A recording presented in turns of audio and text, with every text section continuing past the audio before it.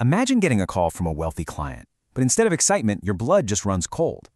You're a young, successful professional, but something in your gut is screaming that this situation is entirely wrong. Today's explainer unravels the terrifying and calculated setup of a 24-year-old real estate agent named Lindsay Buziak. It's a case that has baffled investigators for nearly 2 decades, and it's got it all: burner phones, phantom clients, and a timeline so impossibly tight it literally defies belief. The million-dollar trap. Canada's most haunting unsolved murder. Okay, let's dive right into this meticulously planned mystery that transformed a routine property showing into a chilling, unsolved true crime nightmare. We're going to examine the evidence, trace the digital footprints, and analyze the suspects to understand exactly how a young woman was lured into one of Canada's most haunting traps. Part 1. The Million-Dollar Call. In late January 2008, the killer's manipulative preparation began. Lindsay received a call on her personal cell phone. Now remember, back then, real estate agents didn't just give their direct numbers to anyone. The caller, a woman, speaking with a distinctly fake, almost weird accent, claimed to have a $1 million budget and needed to buy a house immediately.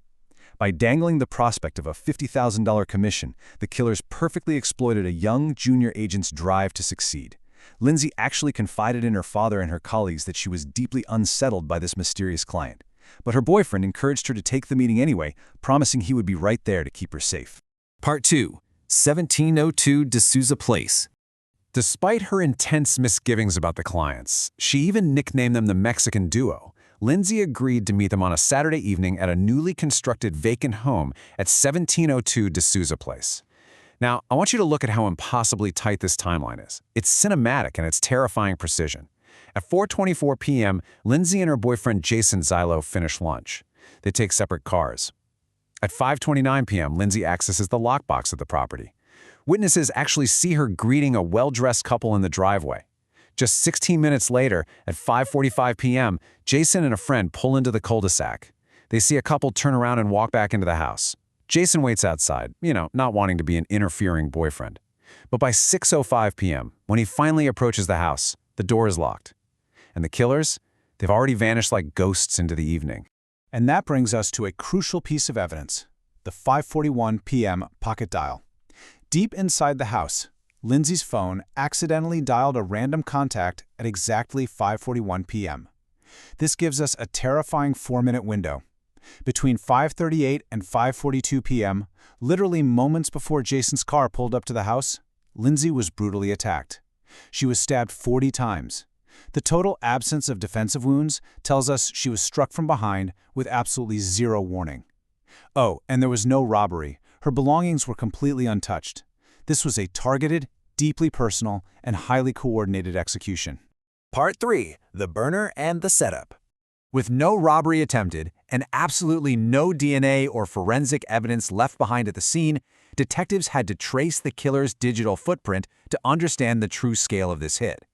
Looking at this digital trail, you really have to ask yourself, who holds on to a burner phone for months just to execute a 24-year-old with zero criminal history? The phone used to lure Lindsay was purchased in November 2007 at a convenience store, but it sat completely dormant for 2 full months. It was finally activated in late January solely to make those chilling calls to Lindsay.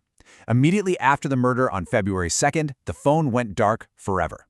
This level of operational security proves this was an intensely calculated assassination planned far in advance. Part 4. The Boyfriend versus the Mother. Because of the sheer rage indicated by 40 stab wounds, police immediately looked at her inner circle. First up, her boyfriend Jason.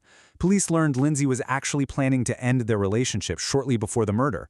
However, Jason passed a polygraph, plus CCTV footage from an auto shop and his cell tower data completely corroborated his alibi. He was physically cleared as the attacker. But what about the mastermind? Suspicion shifted toward Jason's mother, Shirley Zylo. Shirley was a very powerful real estate broker who Lindsay worked for.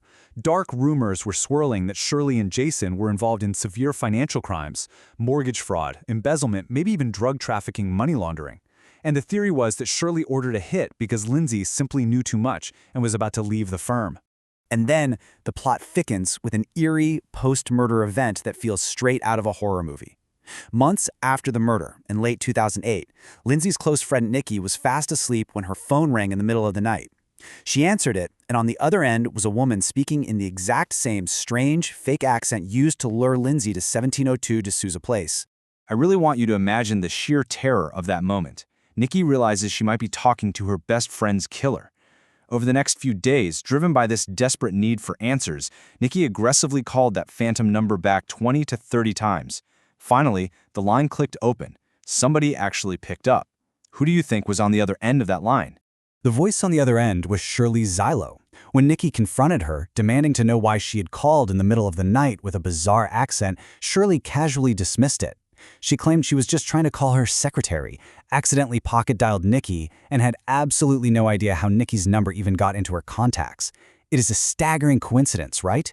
Yet officials never formally investigated this bizarre interaction, and Shirley has always strongly denied any involvement in the murder. Part 5. The Calgary Cartel Connection. If we step away from the personal vendetta theory for a second, we're forced to look at a massive organized crime operation taking place right under the surface. In January 2008, just weeks before Lindsay was killed, police executed Operation Hain. This was a massive undercover drug bust targeting a trafficking pipeline between Calgary and British Columbia. They seized a staggering 25 kilos of cocaine and $217,000 in cash, and at the center of this bust was a man Lindsay actually knew. Let's map out this timeline because it's pretty wild. In December 2007, Lindsay goes to Calgary and visits an old friend, Erickson Kazar. On January 22nd, Operation Hain goes down and Erickson is arrested. Shortly after, Lindsay reaches out to a relative of one of the cartel members on Facebook. On February 1st, Erickson is officially denied bail. The very next day, February 2nd, Lindsay is lured to her death. When you view the evidence laid out exactly like this, you really have to wonder, did this cartel mistakenly believe that Lindsay was the police informant who triggered the bust? Did they hire professional hitmen to silence her forever? Police have publicly stated Lindsay was absolutely not an informant, but in the paranoid world of drug trafficking, perception is just as deadly as reality. Part 6. A chilling, unsolved mystery. Over a decade later, despite the tight timelines, the cell records, and the obvious premeditation, Lindsay's killers have vanished like ghosts. Her father, however, continues to fight tirelessly. He leads an annual walk to demand justice, refusing to let his daughter's case be forgotten. As we conclude this explainer, I'm going to leave you with this haunting final question so you can analyze the evidence yourself. We've seen the digital ghosts, the cartel connections, and that impossibly narrow 4-minute timeline. So, was this a professional cartel hit designed to look like a crime of passion? Or was this a deeply personal, jealous vendetta executed from the inside out with terrifying professional precision? Who is the coward hiding in the shadows of 1702 D'Souza Place?